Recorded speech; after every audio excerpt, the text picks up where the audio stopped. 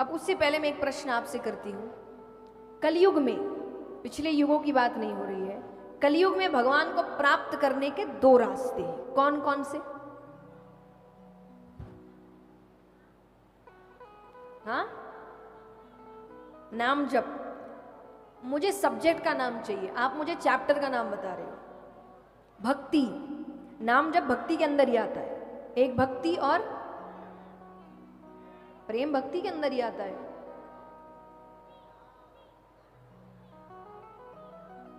अरे वो तो आउटकम है। ज्ञान, ज्ञान और भक्ति, ये दो रास्ते हैं भगवान को प्राप्त करने के। या तो भक्ति के माध्यम से जाए या फिर आप वेद उपनिषदों के ज्ञाता बने। अब इन दोनों में से सबसे ज्यादा क्या चलता है? जोर से बताओ। अच्छा, यहां कितने वेद उपनिषदों के ज्ञाता है? जरा हाथ उठाना। सबसे ज्यादा क्या चलता है? भक्ति। क्यों? आसान है। आपको लगती है, क्योंकि हमको लगता है भजन कीर्तन कर लिया भक्त बन गए। इसको भक्ति नहीं कहते। भक्ति का पहला कदम है समर्पण। ये छोड़ के जीव सब कर रहा है, क्योंकि समर्पण में अपने मैं को खत्म करना पड़ता है।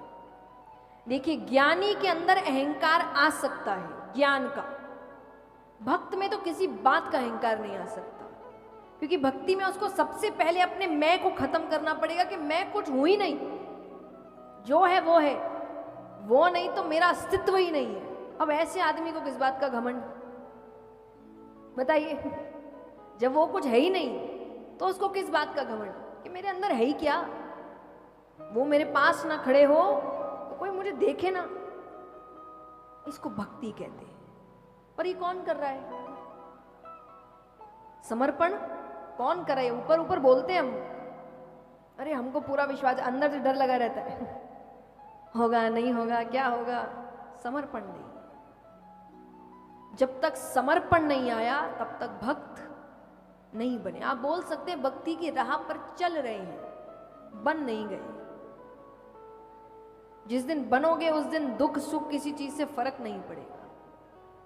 मैं हमेशा एक बात कहती हूं कि कैसे पता चले कि हम भक्त बन रहे हैं?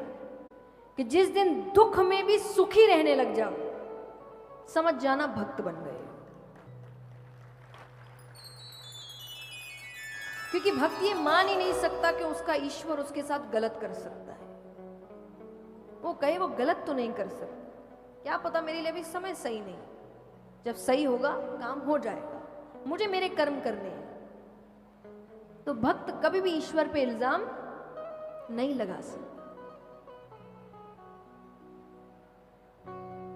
तो भगवान यहां पर, भक्ति ने कहा मुझे वचन चाहिए। कैसा वचन? भक्ति कहे कि आप मुझे वचन दीजिए कि मेरे माध्यम से आपको जो भी बुलाएगा, अच्छा हो बुरा हो, पुण्य करने वाला हो पापी हो, धनवान हो गरीब हो, कैसा भी हो, अगर उसने मेरे माध्यम से बुलाया है, आप उसके घर जरूर जाइए।